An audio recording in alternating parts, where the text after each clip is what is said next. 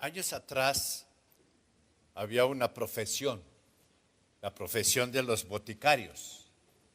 Los boticarios eran las personas encargadas de preparar las recetas que los médicos le daban a los pacientes. El paciente llegaba ya con su receta y el boticario tenía anaqueles ahí, estantes, y de ahí sacaba los diferentes componentes y preparaba la medicina.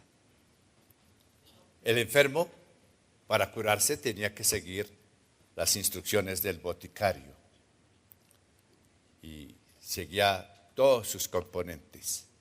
El versículo que leímos, el versículo que encontramos en Romanos 8:28, lo he llamado la química de las promesas de Dios. O sea, el componente de las promesas de Dios. ¿Por qué? Porque esta promesa, este versículo contiene una certidumbre, habla también de una totalidad, habla de un autor y también habla de unas condiciones. Dice el versículo, y sabemos que los que aman a Dios, todas las cosas ayudan a bien. Esto es a los que conforme a su propósito son llamados. Nos presenta una promesa. Todas las cosas ayudan a bien. Una certidumbre. La certidumbre que nos dan las promesas de Dios. Sabemos. Cuando decimos sabemos es que tenemos un conocimiento seguro, que tenemos evidencia de lo que creemos y estamos convencidos que es cierto. Sabemos. Ahora, esa certidumbre, ¿cómo viene esa certidumbre? La certidumbre de la palabra de Dios viene a nosotros porque conocemos a Dios, llegamos a conocer a Dios, lo vamos conociendo. Nunca dejaremos de conocerlo. Más y más a través de los años vamos conociendo al Señor. Dios santo, Dios justo, Dios bueno, Dios misericordioso, Dios bondadoso. Vamos añadiendo el conocimiento de Dios a nuestra vida. Conocimiento de su palabra. Y eso depende de usted y de mí. Si yo leo la palabra de Dios, si yo la escudriño, yo voy a ir adquiriendo el conocimiento. Y cuando tengo necesidad de algo, ahí está el bastón, un lugar en que yo me puedo apoyar, respaldado por la palabra de Dios. También el conocimiento nos trae el recuerdo del pasado. La Biblia habla mucho del pasado de Israel. La Biblia habla del pasado de los jueces, de los reyes. Pero también la Biblia nos habla en el Nuevo Testamento de la vida de Pablo, el pasado de Pablo y de Pedro. Y también la Biblia nos habla del conocimiento del presente, conocimiento seguro. Conocemos a Dios, llegamos al conocimiento de su palabra, recuerdos del pasado y también conocimiento del presente. Abraham fue un hombre que disfrutó de esa certidumbre. En una ocasión, Dios le dice, vas a tener un hijo. Y de tu simiente serán benditas todas las generaciones de la tierra. Y Abraham no tenía ni un hijo. Pero dice Romanos 4:21 que que él estaba plenamente convencido de que todo lo que había prometido era también poderoso para hacerlo. Abraham se dijo, soy viejo, mi mujer es vieja, es imposible que, humanamente hablando, no puede tener hijos. Pero pensó, Dios es poderoso para cumplir lo que él prometió. Un predicador de la palabra de Dios, el señor B.F. Meyer, escribió esto: si una sola promesa de las palabras de Dios, de las promesas de Dios, llegara a fallar, entonces los cielos se podrían envolver en un mantel. La luna, el sol y las estrellas se saldrían de su curso. El universo completo caería en un espantoso caos ante el terrible hecho de que Dios puede mentir. Voy a repetir ese pasaje. Si una sola de las promesas de Dios llegara a fallar, entonces los cielos se podrían envolver en un mantel. La luna, el sol y las estrellas se saldrían de su curso. El universo completo, dijo él, caería en un espantoso caos ante el terrible hecho de que Dios puede mentir. Pero hermano, nosotros podemos depender la certidumbre de su palabra, la certidumbre de sus promesas. Abraham, dice la palabra, estaba plenamente convencido de que todo lo que había prometido era también poderoso para hacerlo. No tengo hijo, soy viejo, mi mujer es vieja, pero lo que Dios ha hecho, yo sé que lo hará. Esta semana salió un artículo sobre Sofía Müller, una página completa en El Tiempo. ¿Algunos la vieron? Sí. Bueno, esa fue una mujer excepcional. Estando en Nueva York, Dios le dio, ella sintió el deseo de venir a predicar el evangelio a las tribus indígenas, donde nadie hubiera predicado. Y ella pidió de Dios la salvación de todas esas tribus. ¿Sabe qué? Esa mujer sola estaba convencida de que Dios era poderoso para hacerlo. Y Dios lo hizo. Predicó a los curripacos, fundó iglesias entre los curripacos, entre los puinabes, entre los piapocos, entre los guajibos, entre la tribu de los cubeos y también una tribu guayaberos y de sanos. Yo creo que hoy día, fruto del ministerio de esa mujer que le creyó a Dios, de que Dios la usaría para la evangelización de las tribus, hay unas 300 iglesias constituidas con ancianos y diáconos. Precisamente esta mañana, como a las 5:30 de la mañana, me entró una llamada desde una localidad que se llama El Coco. El Coco es un caserío que está ahí a orillas del río Guaviare y el río Inírida. Y me habló un hermano que se llama Torcuato, de apellido Torcuato, y me dijo: Juan, y dije, ¿cómo está? Bien. Y dije, ¿qué están haciendo? Hoy estamos reunidos para celebrar la mesa del Señor, la Santa Cena. Estamos aquí, personas de 10 diferentes comunidades, o sea, de 10 diferentes iglesias, estaban reunidos para celebrar la mesa del Señor. ¿Y qué es lo que a esa gente la ha impulsado? La certidumbre de la palabra de Dios, la certidumbre de las promesas de Dios. En segundo lugar, el texto que leímos nos habla de la totalidad de la promesa de Dios. Dice, todas las cosas, no unas, no a veces, sino que dice todas. Las cosas agradables resultan en nuestro bienestar. Las cosas tristes resultan en nuestro bienestar. Las cosas impulsadas por Satanás resultan para nuestro bien. Y también los fracasos en nuestra vida al final resultan para nuestro bien. Las cosas agradables resultan para nuestro bien. Eso es fácil de aceptar. Es fácil de ver cómo nos bendice el Señor y con su bendición viene la gracia de Él y recibimos mucho más de lo que pedimos. Pero las cosas tristes, dice que resultan para nuestro bien. Mire lo que dijo Jacob. Jacob dijo: le dice a sus hijos, cuando los hijos lo estaban engañando, es que Jacob era un caso, ¿no? Ese sí era engañador por naturaleza, y los hijos como que salieron como el papá. Entonces los hijos lo habían engañado con la muerte de José. Y mire lo que les dice José. Entonces su padre José les dijo, me habéis privado de mis hijos. José no parece, ni Simeón tampoco. Y a Benjamín lo llevaréis.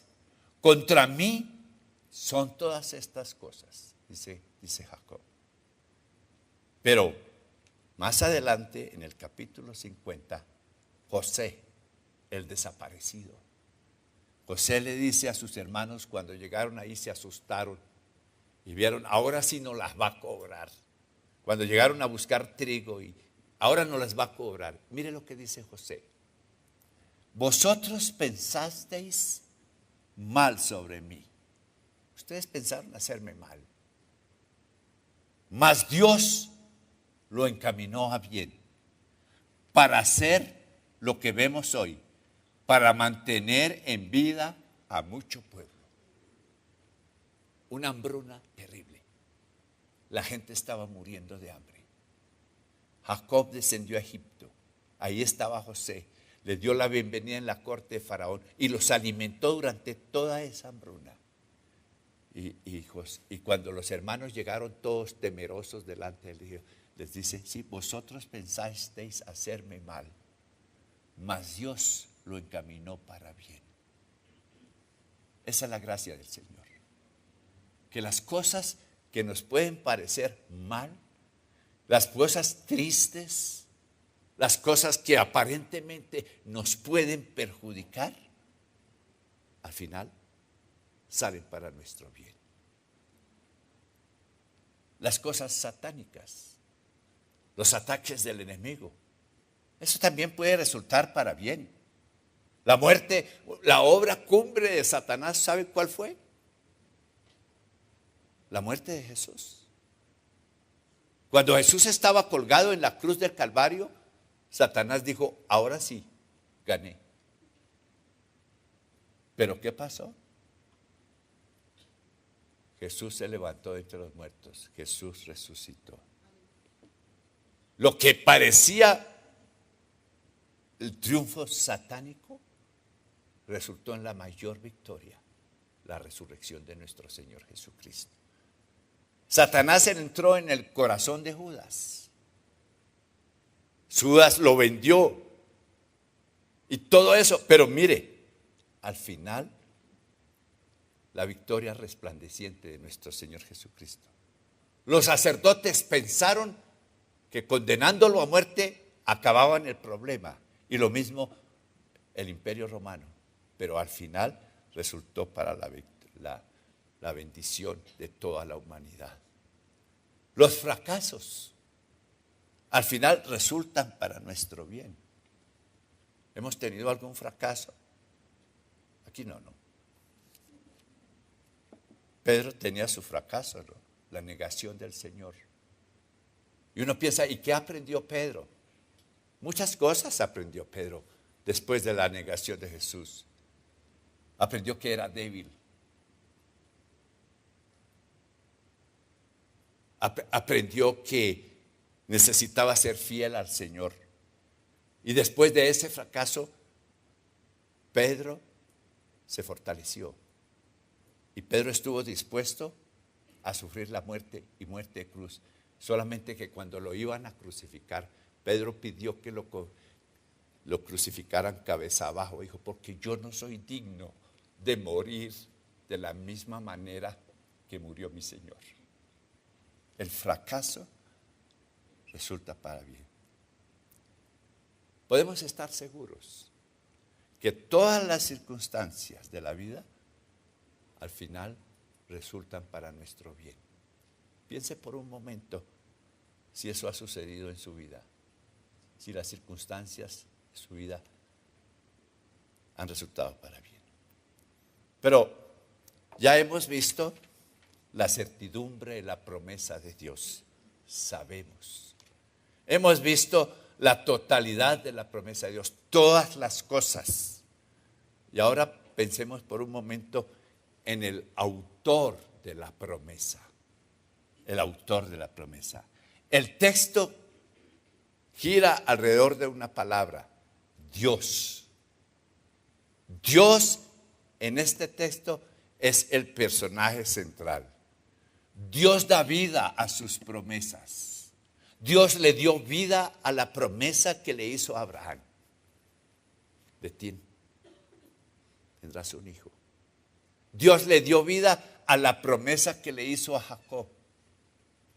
Vete de tu tierra y tu parentela a la tierra que yo te mostraré. Dios le dio vida. Y sabe una cosa, mi querido hermano y hermana, Dios le da vida a las promesas que Él nos da. Solamente identifiquemos las promesas. ¿Qué es el plan de Dios para nuestra vida? ¿Qué es lo que Él me está prometiendo? Y entonces esperemos el cumplimiento de la promesa de Dios. Dios le dio promesa Dios le dio promesas a Moisés delante de Faraón. Y Dios se cuidó de cumplir esas promesas. Y sacó al pueblo de Israel y lo llevó por el desierto. Pablo recibió promesas. Cuando estaban en ese casi naufragando y los soldados estaban pensando de matar a los prisioneros y parecía que el barco ya se hundía, Pablo recibió una promesa del Señor: no temas, es necesario que testifiques de mí en Roma. Y él creyó. Y va donde los soldados y va donde el comandante de la nave y le dice: tranquilo, esta noche ha estado un ángel del Señor conmigo y me ha dado promesa de Dios de que ninguno de nosotros perecerá. Y así fue, Dios cumplió su promesa. Qué bueno es poder a través de los años decir: Dios ha cumplido sus promesas conmigo. ¿Cuántos pueden decir que Dios ha cumplido sus promesas? Así es. Y mire las palabras, digo yo, las palabras de despedidas de Josué. Eso me toca a mí, me remueve por dentro. Le dice Josué al pueblo: he aquí, yo estoy para entrar por el camino de toda la tierra, es decir, el camino de la muerte. Reconoced, dice él, pues con todo vuestro corazón y con toda vuestra alma, que no se ha perdido una palabra de todas las buenas palabras que Jehová nuestro Dios había dicho de vosotros. Todas se han cumplido, no se ha perdido ni una de ellas. Ahí está este hombre ya anciano, delante del pueblo, y les dice, no les dice: mire todo lo que yo hice por ustedes. No, les dice: yo quiero que hoy reconozcan que todas las promesas que Dios nos ha dado se han cumplido, ni una sola se han perdido. No se ha perdido ninguna. ¿Y por qué? Porque ahora Jesús nos hizo, el Señor Jesús también nos dio promesas. Y sabe una cosa, el Señor tiene la potestad para cumplir sus promesas. Él dice en Mateo 28:18: toda potestad me es dada en el cielo y en la tierra. Toda potestad me es dada en el cielo y en la tierra. Entonces, cuando nosotros decidimos depender del poder del Señor, el Señor le ha dicho en su palabra: estas señales seguirán a los que creen en mi nombre. Seguirán a los que creen. En mi nombre echarán fuera demonios. Pondrán las manos sobre los enfermos y se sanarán. Echarán fuera a los demonios. Es creerle al Señor. Estas señales, creer lo que el Señor ha dicho. Y hermanos, el apóstol Pablo dice así: aquel que es poderoso para hacer todas las cosas mucho más abundante de lo que pedimos o entendemos, por la potencia que obra en nosotros. Es que Dios es poderoso para hacer mucho más de lo que nosotros pensábamos. ¿Alguna vez usted ha descubierto que Dios ha hecho por usted más de lo que usted esperaba? Levanten la mano los que creen. Yo también digo eso. En el trabajo, en la familia, en los niños, en las circunstancias difíciles. Dios ha hecho mucho más de lo que nosotros pensábamos. Aquel que es poderoso. Se cuenta la historia que Martín Lutero era dado a tener frecuentes depresiones. En una ocasión, Martín Lutero bajó a comer y encontró a su esposa vestida de negro, como si la mujer fuera para un funeral. Entonces le preguntó a su esposa, ¿quién murió? Y ella le respondió, Dios murió. No seas blasfema, mujer. Y ella le contestó a Martín, si decir que Dios está muerto es blasfemia, lo mismo es vivir como si Dios estuviera muerto. Es una blasfemia decir que Dios está muerto, pero vivir como si Dios estuviera muerto es blasfemia. Si pensamos que Dios no puede ayudarnos, que Dios no puede intervenir, si no tenemos la confianza para poner en manos de Él nuestras circunstancias, estamos blasfemando. Hace muchos años hubo una epidemia de sarampión ahí en la selva. Y una mañana el anciano de la iglesia y su familia salían con los corotos, la hamaca, porque toda la gente del pueblo estaba enferma de sarampión. Y yo lo vi, le dije, ¿qué hubo, hermano? ¿Qué? Dice, le dije, ¿para dónde va? Dijo, no, para el monte, porque esta enfermedad, si no, esta enfermedad me va a agarrar aquí. Le dije, hermano, usted ya está enfermo. Yo sabía que ya estaba contaminado. Dijo, estése aquí y aquí Dios nos cuida. Y él me dice, yo no puedo olvidar, dice, mi hijo, hermano Juan, Dios no puede hacer tanto. Bueno, él se fue para el monte.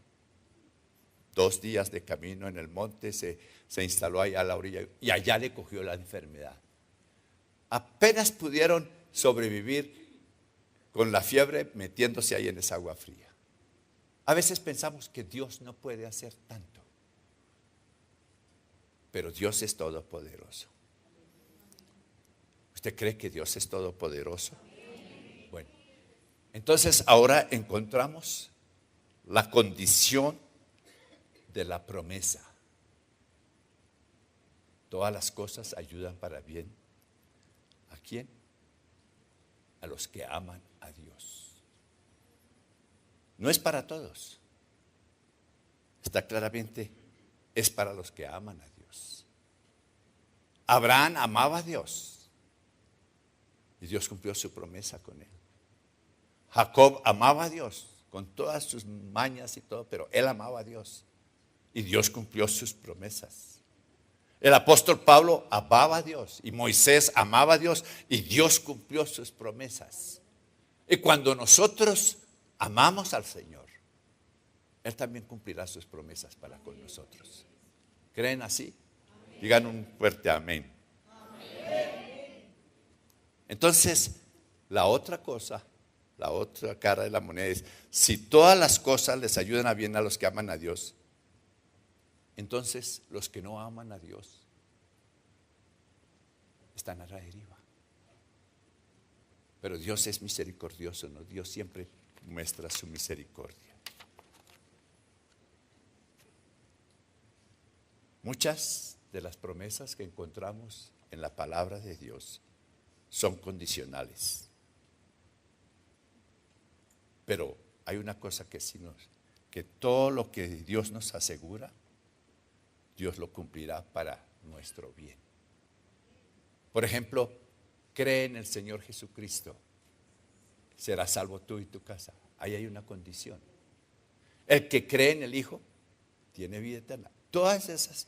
Entonces, cuando estudiemos las promesas de Dios, cuando las veamos, entonces pensemos, ¿cuál es la condición? Y si estamos dispuestos a llenar esa condición. 4 cosas de la química de Dios en sus promesas. La certidumbre. Yo sé, sabemos. La totalidad de la promesa. Todas las cosas. El autor de las promesas, ¿quién es? Dios, y Dios no puede mentir. Y la condición de la promesa, ¿cuál es? ¿Cuál es la condición? Los que aman a Dios. Entonces, amando a Dios, tenemos acceso a esas promesas, al cumplimiento de las promesas del Señor. Podemos recibir con plena certidumbre. La promesa de Dios la recibimos en su totalidad. Y tengamos presente quién es el autor de la promesa que estamos contemplando.